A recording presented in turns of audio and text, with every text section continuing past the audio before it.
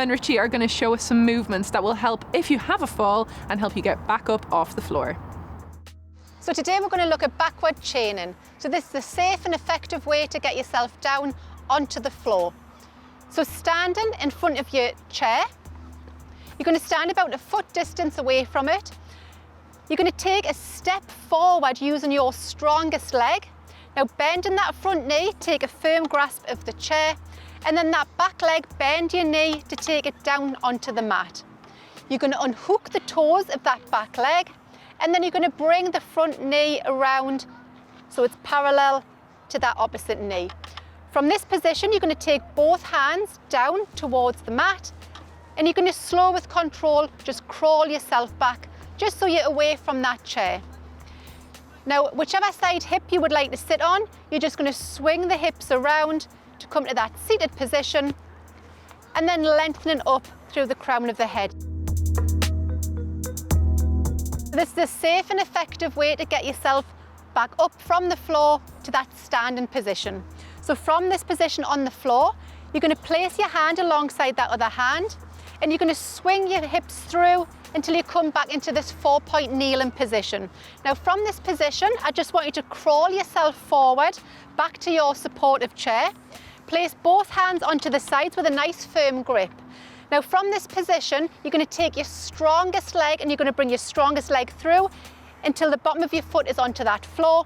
Now pushing through your foot and your leg muscles, come to that knee bend position, so driving up through that foot, placing both feet together now at that hip distance, and then hands onto your thighs and begin to start walk yourself up to that nice lengthened position.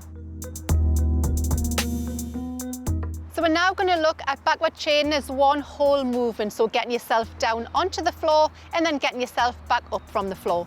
So coming to your support, your chair, standing about a foot distance away from the chair, taking your strongest leg, you're going to take a step forward, bending that front knee, holding with a firm grasp the sides of that chair. That back leg now, you're going to bend and take your knee down onto the mat, unhook your toes.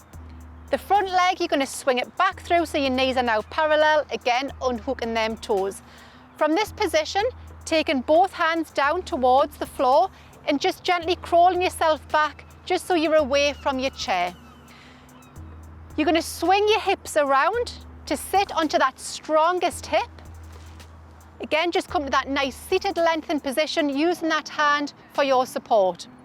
Now to get yourself back up to that standing position, you're going to bring both hands in line with each other, swing the hips around to that position, so this is in your 4-point kneeling, and then slowly crawling towards your support.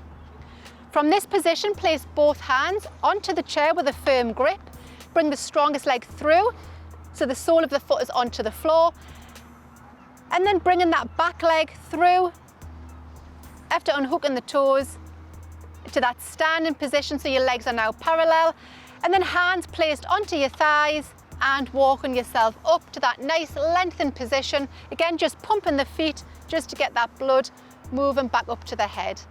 And if you enjoyed those exercises and you'd like to check out more, why not visit the Gateshead Older People's Assembly website, or you can give them a ring.